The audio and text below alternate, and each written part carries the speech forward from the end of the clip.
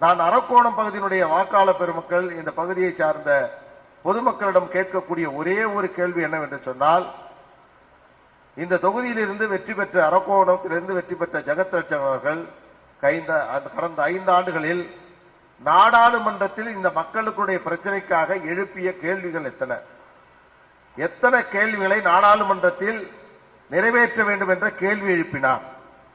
கடந்த தேர்தலில் போட்டியிடுகின்ற பொழுது அவர் கொடுத்த வாக்குறுதிகளில் எத்தனை வாக்குறுதிகளை அவர் நிறைவேற்றியிருக்கிறார்.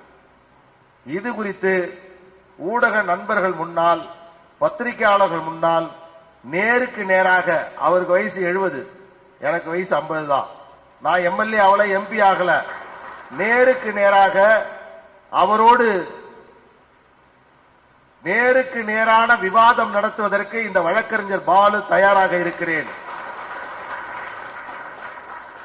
ஜெகத் ரட்சகன் அவர்கள் தயாராக இருக்கிறாரா என்ற கேள்வியை ஊடக நண்பர்கள் முன்னால் எழுப்புகிறேன்.